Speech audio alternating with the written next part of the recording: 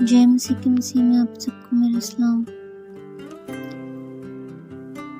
آئیں اپنے سروں کو جھکائیں اور خداوند کی حضوری میں دعا کریں۔ اے میرا بر کے خالق اور مالک زندہ آسمانی باپ، تیرا شکر ہو، تیری تعریف ہو، تیری تمجید ہو کہ آج پھر میرے خداوند آپ نے ہمیں موقع دیا کہ ہم آپ کے زندہ پاک کلام کو اپنی زندگی میں لے سکیں اور جان سکیں کہ کلام میں کیا کیا سچائیاں لکھی ہوئی ہیں۔ آمین۔ آج جیسے کہ میرا دوسرا لیسن ہے اور پہلی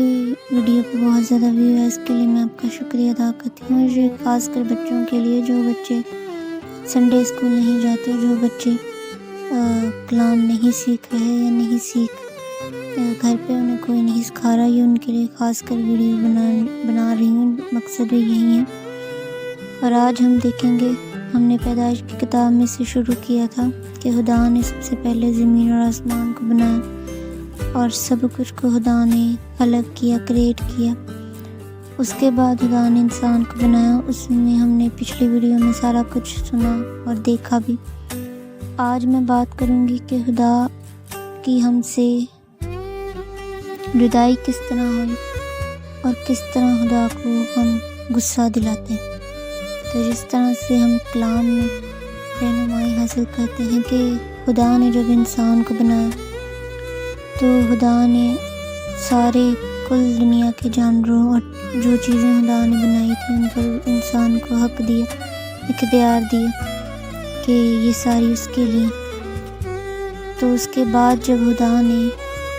انسان کو یعنی کہ آدم کو اور حوا کو باغ عدن میں رکھا تھا، تو اس کے بعد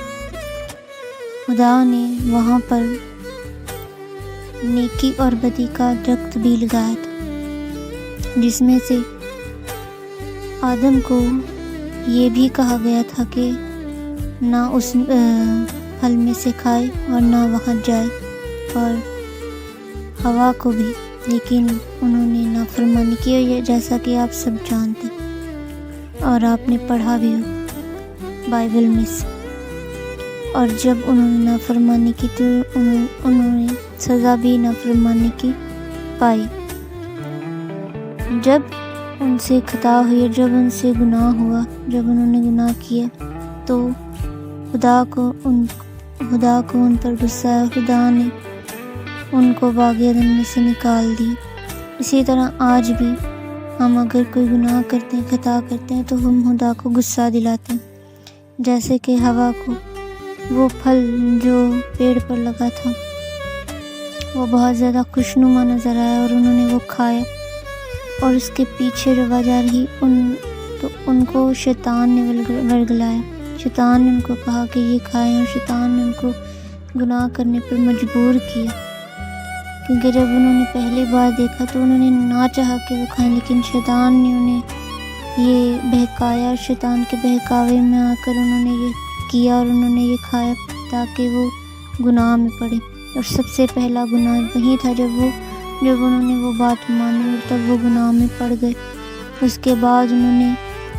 خود بھی گناہ کیا اور دوسرے کو بھی، یعنی کہ جو ان کا ساتھی تھا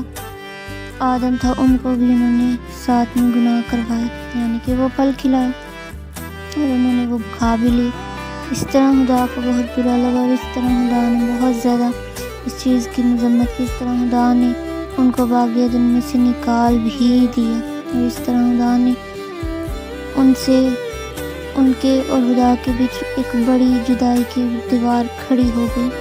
کیونکہ اس کے بعد انسان نے بہت زیادہ خطائیں کی، بہت زیادہ گناہ پر گناہ، خطا پر خطا کی۔ اور اس کے بعد جب وہ نکالے گئے تو اس سے پہلے بھی جب وہ گناہ کرنے کو جا رہے تھے تو انہوں نے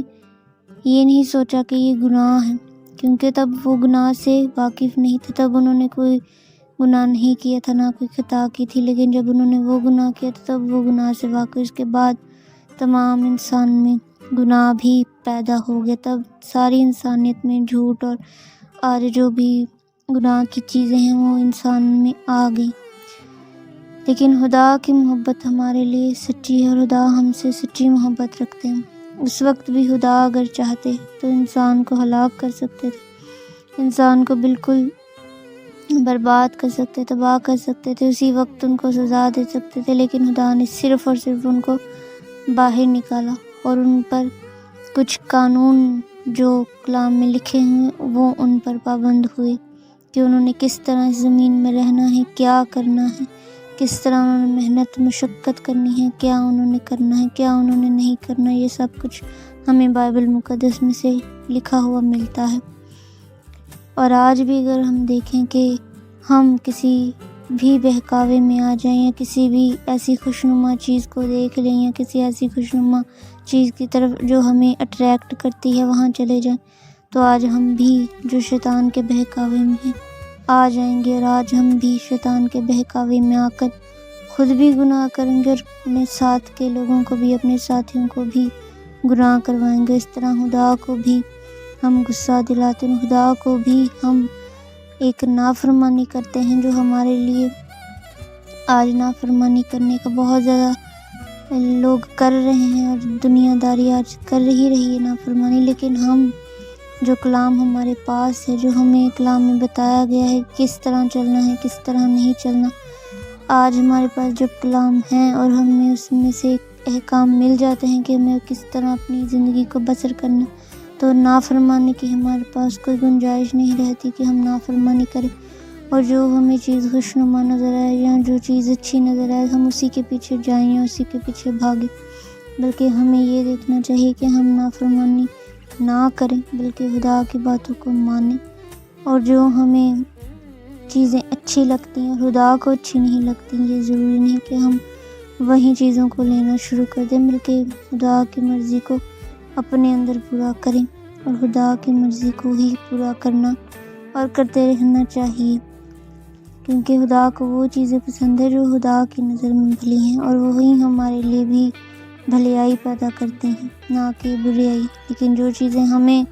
اچھی لگتی ہیں وہ ہماری نظر میں بھلائی، لیکن خدا کی نظر میں وہ ہمارے لیے برائی پیدا کرتی ہیں، اسی لیے وہ دیکھنے میں خوشنما ہوتی ہیں جیسے وہ پھل تھا، لیکن اس کی جڑ گناہ ہوتی ہے، لیکن اس کے پیچھے گناہ ہوتا ہے جو ہم خود بھی لے لیتے ہیں اور ہمارے ساتھ دوسرا بھی گناہ میں آ جاتا ہے، شریک ہو جاتا ہے۔ کئی بار نہ چاہتے ہوئے بھی ہم کسی کی ٹھوکر کے باعث بنتے ہیں، یا ہمارے لیے کوئی ٹھوکر کا باعث بن جاتا ہے، نہ چاہتے بھی ہم ایسی بہت سی عادات، ایسی بہت سی باتیں کر جاتے ہیں جو نہیں کرنی چاہیے اور جن سے ہمیں بچنا چاہیے، جیسے کہ انہیں بچنا چاہیے تھا اس وقت، آج ہمیں بھی اس وقت بچنے کی ضرورت ہے،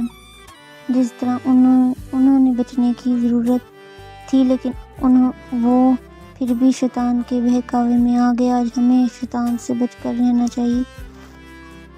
آج ہمیں جو بھی باتیں خوشنما نظر آئیں